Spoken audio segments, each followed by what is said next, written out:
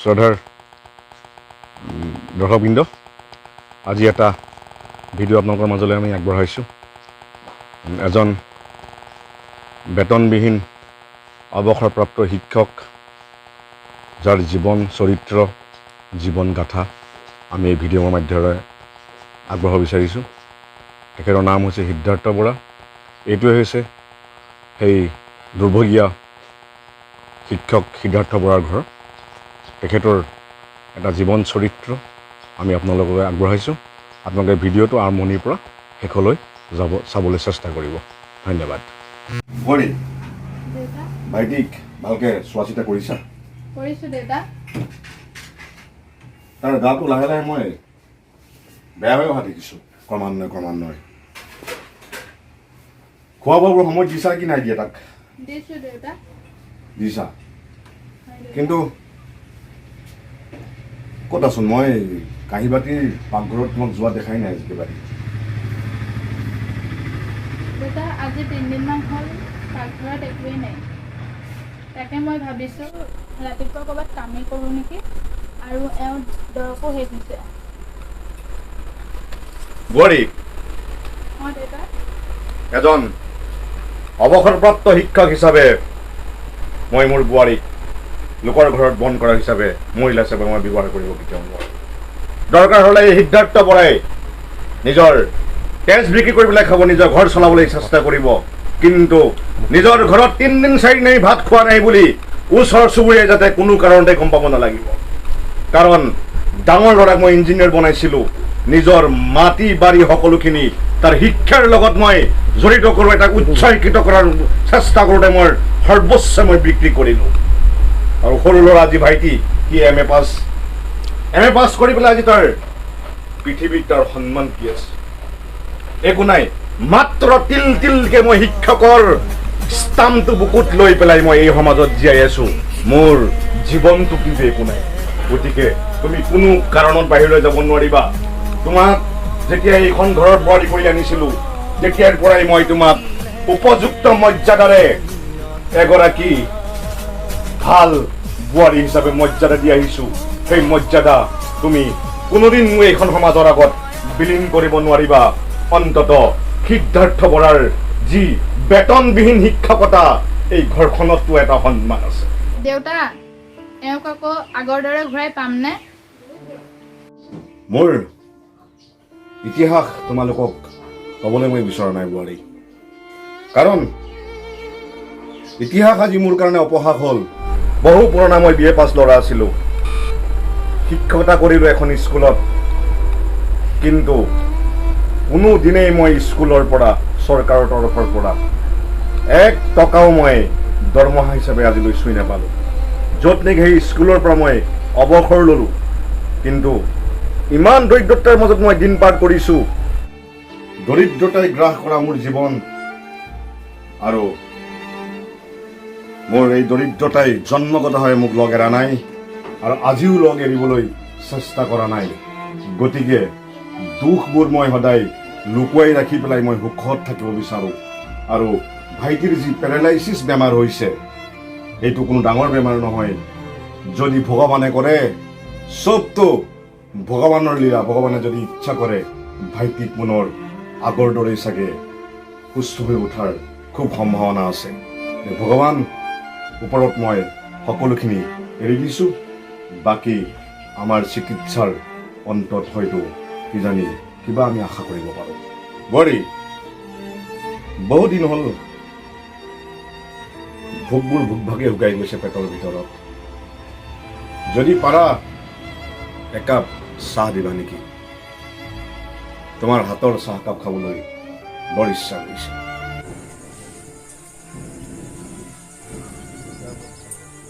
দেউতাই চাহ বনাব কৈছে হয়, পাকঘৰতচোন চেনি চাহপাত একোৱেই নাই। এওঁ আকৌ এনেকুৱা অৱস্থা, কি কৰোঁ কি নকৰোঁ তাকে ভাবিছোঁ। 3 দিনমান হ'ল চৌকা জ্বলোৱাই নাই। দুখীয়া 3 দিনে নাযাবই। দুখীয়া অৱস্থা চাগে এনেকুৱাই নেকি?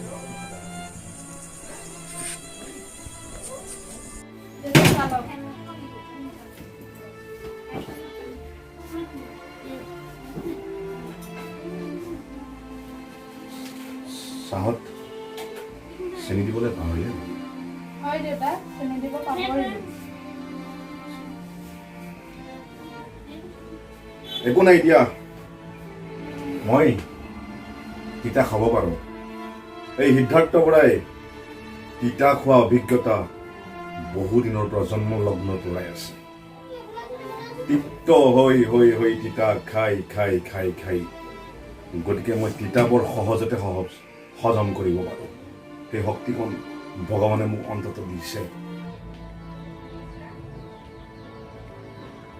দেউতা, দাদাই ফোন কৰিছিলে নেকি? ঘৰৰ কিবা খবৰ লৈছে নেকি দেউতা? দাদালৈ মোৰ বৰ মনত পৰিছে। দেউতা, মই আৰু বাচি নাথাকিম নেকি? দেউতা, আপুনিতো মোক লোকৰ ঘৰত কাম কৰাৰ পৰাও বাধা দিছে, গতিকে মই আপোনাৰ কথা শুনি নগ'লোঁ কাম কৰিব। মেডিচিনো শেষ হৈছে, কাইলৈতো মেডিচিন লাগিবই যিকোনো প্ৰকাৰত। এতিয়া কি কৰা যায়? বোৱাৰী, ভাইটিক বচাবলৈ মই যিকোনো প্ৰকাৰেই চেষ্টা কৰিম। চেষ্টাত ত্ৰুটি মই কেতিয়াও নকৰোঁ। মেডিচিন লাগে বুলি তুমি কৈছা, আনি দিম। যিকোনো প্ৰকাৰে মই আনি দিম। আজি বহু দিন ধৰি মই সাঁচতীয়াভাৱে থৈ দিয়া, পত্নীয়ে দিয়া সেই সোণৰ কাণফুলযোৰ যেতিয়া মোৰ ডাঙৰ ল'ৰা ইঞ্জিনিয়াৰিঙৰ ফাইনেল ইয়েৰত আছিল, তেতিয়াও আমি দুখত পৰিছিলোঁ। আৰু তেতিয়া তাক কিছু পইচাৰ প্ৰয়োজন হৈছিল। আৰু মাকে কৈছিল, মাটিখিনি বিক্ৰী কৰি থাকোঁতেচোন আমাৰ ভেটিকণো শেষ হ'ব। মাটি বিক্ৰী কৰিব নালাগে, তুমি মোৰ এই কাণফুলযোৰ পাৰিলে বিক্ৰী কৰি দিবা। কিন্তু মই মোৰ পত্নীৰ বুকুত প্ৰত্যাঘাত কৰা হ'ব বুলি মই কেতিয়াও সেই কামটো কৰিবলৈ ইচ্ছা নকৰিলোঁ। মনে মনে মই লুকুৱাই ৰাখিলোঁ। আজিও মোৰ সেই কাণফুলিযোৰ মোৰ হাতত আছে। পত্নীৰ আত্মাই চাগে নিশ্চয় গম পাইছে। কিন্তু মই তেতিয়াও মাটি বিক্ৰী কৰিছিলোঁ। কিন্তু আজি মই ইমান দৰিদ্ৰতাৰ দিন পাৰ কৰিছোঁ বোৱাৰী, কোনোদিন মই পত্নীৰ বুকুত প্ৰত্যাঘাত কৰিবলৈ চেষ্টা কৰা নাছিলোঁ। কিন্তু আজি মই মোৰ পত্নীৰ সন্মানত আঘাত দিছোঁ। মৃত পত্নীৰ একমাত্ৰ মোৰ সেই দুৰ্ভগীয়া দ্বিতীয় পুত্ৰ ভাইটিক বচাবলৈ মই যিকোনো প্ৰকাৰে চেষ্টা কৰিছোঁ। দৰিদ্ৰতা জীৱন কোনোদিন মোৰ পাৰ হোৱা নাই। এটা এটা ৰাতি, এটা এটা দিন মই কেনেদৰে পাৰ কৰিছোঁ বোৱাৰী, মই প্ৰকাশ কৰিব নোৱাৰোঁ তোমালোকক। প্ৰকাশ কৰি মোৰ লাভ কি আছে? কোনে দিব তাৰ পুৰস্কাৰ মোক? ব্যস্ত সমাজৰ প্ৰত্যেকজন মানুহেই সিদ্ধাৰ্থ বৰাৰ দৰে বেতনবিহীন শিক্ষকক জানো সন্মান দিব বিচাৰিব? কিন্তু আজি মোৰ বৰ দুখ লাগিছে, মোৰ বহুত দুখ লাগিছে। কাৰণ মই আজি এজন দুৰ্ভগীয়া অভিশপ্ত শিক্ষক হিচাপে মই স্বীকৃতি লৈছোঁ নিজৰ ঘৰত, নিজৰ পুত্ৰ আৰু নিজৰ বোৱাৰীৰ ওচৰত। মই আজি আত্মসমৰ্পণ কৰিব লগা হৈছে নিজৰ বোৱাৰী আৰু পত্নীৰ লগত, নিজৰ পুত্ৰৰ লগত। যি আৰ্থিক সংকট মোৰ জীৱনৰ পৰা মোচা নগ'ল, বগা কামিজযোৰৰ বাহিৰে মোৰ ভিতৰখন দৰিদ্ৰতাই খুলি খুলি খুলি খুলি আজিও খাই। চিন্তা নকৰিবা বোৱাৰী, মই এই সোণৰ কাণফুলযোৰ কাৰোবাক বিকিবলৈ চেষ্টা কৰিম। আৰু যদি বিক্ৰী হয় তেন্তে এটা বৰ ডাঙৰ মাছ আনিম, এসাঁজ বৰ তৃপ্তিৰে ভাত খাম। তিনিওটাই ভাইটিয়ে নাখালেও তাক জবৰদস্তি খুৱাবলৈ চেষ্টা কৰিম। আৰু তাৰ যি ঔষধৰ প্ৰয়োজন হৈছে, মেডিচিনৰ প্ৰয়োজন হৈছে, সকলোখিনি লৈ আহিম। আৰু যদি তোমাৰ কিবা কাপোৰ কানিৰ প্ৰয়োজন হৈছে জনাবা মোক, মই আনিবলৈ চেষ্টা কৰিম। কাৰণ এই সিদ্ধাৰ্থ বৰা জীয়াই থকালৈকে তোমালোকে দুখ কেতিয়াও নোপোৱা। যিদিনাখন এই সিদ্ধাৰ্থ বৰাৰ মৃত্যু হ'ব সেইদিনাখন জানিবা তোমালোকৰ মূৰত আকাশ ভাঙি পৰিব। বোৱাৰী, বোৱাৰী, মই বজাৰলৈ গৈ এটা বাহু মাছকে আনিছোঁ। আৰু বাহু মাছটো তুমি বৰ ধুনীয়াকৈ বনাবা আজি, বৰ তৃপ্তিৰে বনাবা, যাতে আমি তিনিওটাই বহি পেলাই বৰ শান্তিৰে সাজ বহু দিনৰ মূৰত খাব পাৰিম। আৰু মই ঔষধো লৈ আছোঁ, তুমি চিন্তা নকৰিবা। ঔষধখিনি ইয়াত আজিৰ পৰা খুৱাবলৈ চেষ্টা কৰিবা। হ'ব দেউতা। ছাৰ আছেনে? কোন বাৰু? মই যতীন। যতীন? হয় ছাৰ। নকাৰী যতীন নেকি? হয় হয়। আহা।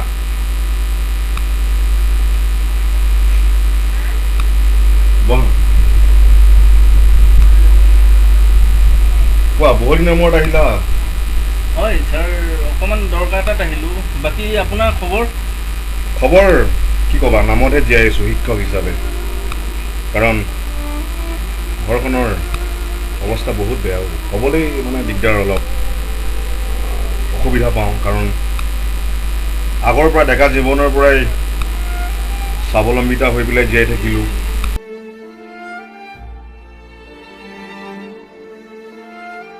দেখিছাই, ডাঙৰ ল'ৰা ইঞ্জিনিয়াৰ হ'ল, অভিজাত্যতা পালে। দৰিদ্ৰ হ'ল দেউতাক, গতিকে দেউতাকৰ খবৰ ল'বলৈ কাৰণ আহৰি নাই। আৰু সৰু ল'ৰা আজি 1 বছৰ হ'ল, পেৰালাইচিছ হ'ল, ঘৰতে পৰি আছে। এতিয়া বোৱাৰী, ল'ৰা আৰু মই আছোঁ। পিছে কোৱা, তোমাৰ খবৰ কি? খবৰ ভালেই, কিন্তু এইখনতে ডাঙৰ ল'ৰা বুলি ক'লে যে কোন হয়? সেইখিনি কথা মই তোমাক কম। পিছে তুমি আহিছাহে, তুমি কি কামত আহিলা কোৱা? মই মানে আহিছিলোঁ, আমাৰ বিহু কমিটিৰ পৰা পঠাইছিলে। আচ্ছা, নকাৰী সমিতি। নকাৰী সমিতি। কিবা কথা আছিল নেকি? মানে বিগত বছৰটোৱে এইবাৰো আমাৰ বিহুখন পাতিবলৈ আৰম্ভ কৰিছে। আচ্ছা, তাৰ কাৰণে আপোনাৰ এটা নিমন্ত্ৰণী শৰাই এখন মানে আগবঢ়াই পঠিয়াইছে। হয়, এইখন নিমন্ত্ৰণী শৰাইখন তুমি আহিছা যেতিয়া, আৰু নকাৰী বিহু বুলি ক'লে এনেও ধৰা মনটো ভাল লাগে। হয় আগত বহুবাৰ তোমাৰ বিহুত মই কৰিছোঁ। হয় হয়।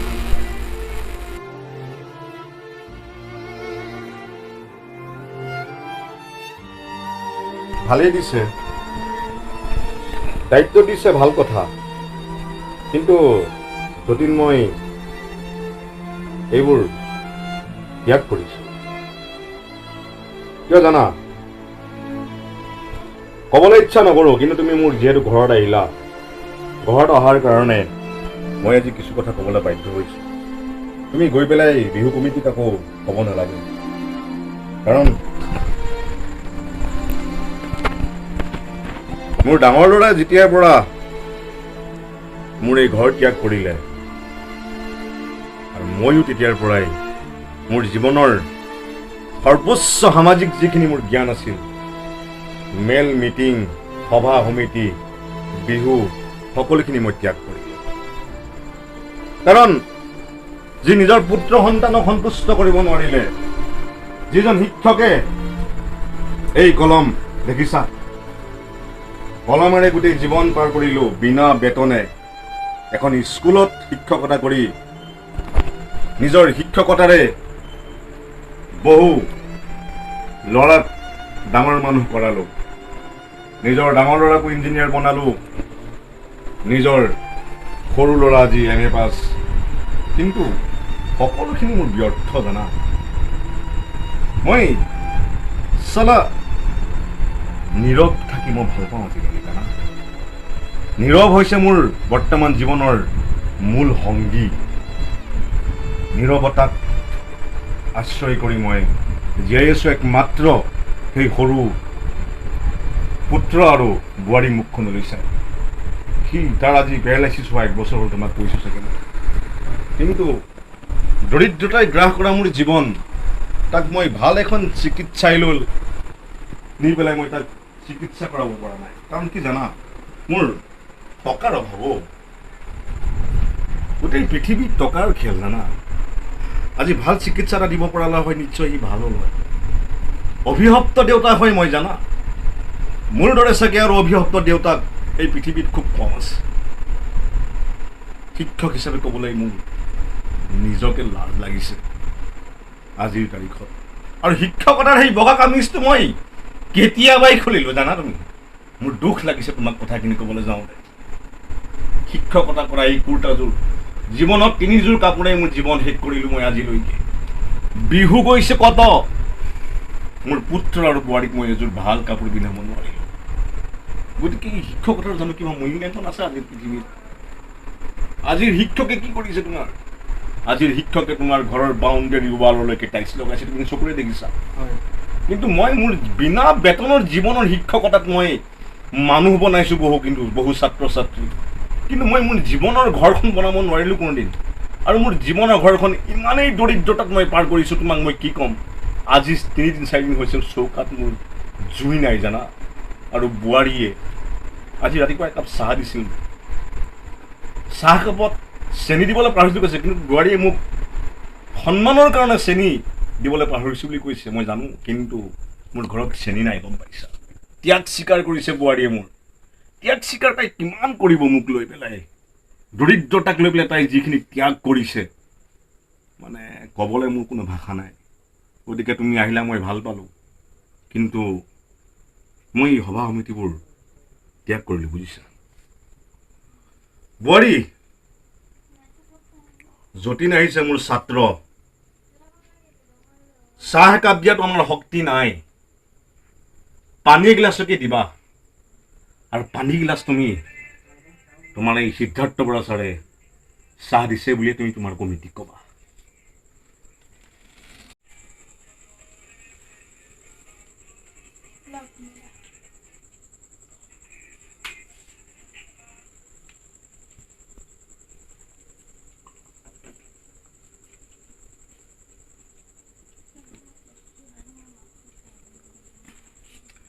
হ'ব তেন্তে ছাৰ, মই গৈ থাকোঁ। যোৱা যতীন, তুমি সিহঁতক বেয়া পাব মনা কৰিবা বিহু কমিটিক। হ'ব কথাখিনি বুজাই ক'বা। হ'ব মই বুজাই ক'ম বাৰু, কিন্তু আৰু আপুনি ইমান দুখ কৰি নাথাকিব। দুখ লগা জীৱন, গতিকে দুখখিনি কাক কোন প্ৰকাশ কৰিম? তুমি আহিছা যেতিয়া ঘৰৰ ভিতৰতে প্ৰকাশ কৰিছোঁ মই গম পালোঁ। 3-4 চুকত এজন শিক্ষকে নিজৰ কথাখিনি ক'বলৈ অলপ দিগদাৰ হয়।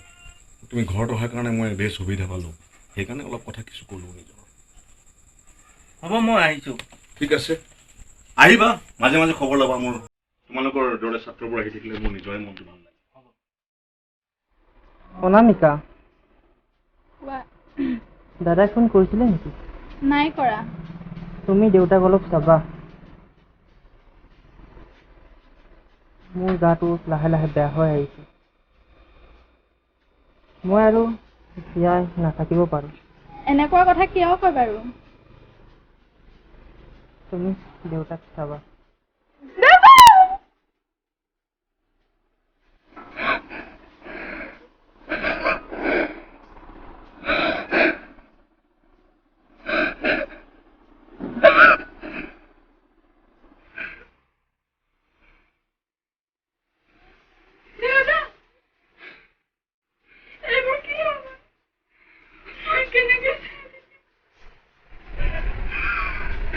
নাকান্দিবা বোৱাৰী,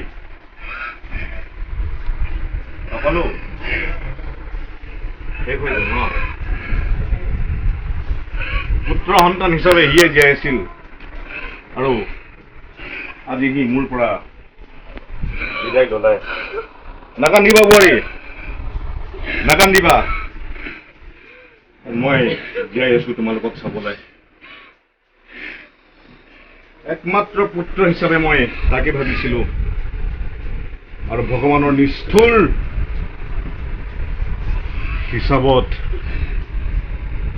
আজি মই পুত্ৰৰ ফালৰ পৰা দৰিদ্ৰ হ'লো। সকলো মোৰ শেষ হৈ গৈছে। ভগৱান কি দিছা মোক, কি জীৱন দিছা মোক, দৰিদ্ৰতাৰ জীৱনৰ মাজত। পুত্ৰ থাকিও পুত্ৰহীন মই আৰ বেতনবিহীন এজন শিক্ষক জীবন চালা ধিক্কাৰ সমাজক ক'ব বিচাৰিছো মই শিক্ষকতা নকৰিবা কেতিয়াও শিক্ষকতা কেতিয়াও নকৰিবা ছাত্ৰসকলক শিক্ষা দিয়াৰ বাহিৰে যদি বেতন নোপোৱা সমাজত আজিৰ তাৰিখত একো নাই সিদ্ধাৰ্থ বৰা কেৱল নামত থাকিল টকা পইচা অৰ্থনীতিৰ ফালৰ পৰা সিদ্ধাৰ্থ বৰাৰ একো নাই সমাজত যিখিনি আছিল আজিৰ পৰা সকলোখিনি ত্যাগ কৰিলো আৰু বোৱাৰী চিন্তা নকৰিবা তুমি থকালৈকে মই জীয়াই থাকিবলৈ চেষ্টা কৰিম আৰু যদি শেষ পৰিণতিত একো নহয় বগা কাপোৰযোৰ খুলি লৈ ফটা গেঞ্জি আৰু কাপোৰ পিন্ধি মই ভিক্ষা কৰিম নাকান্দিবা অন্ত্যেষ্টিক্ৰিয়াৰ কাৰণে মই তাৰ ব্যৱস্থা কৰিব লাগিব গতিকে যাক যেনেকে পাৰো মই খবৰটো দিওঁ আহো মই তুমি তাক ভালদৰে চাবা ডেড বডি হলেও সি তোমাৰ আপোন হয় তাক তুমি যিকণ সময় আছে সেইকণ সময় তুমি ভালদৰে চাবলৈ চেষ্টা কৰা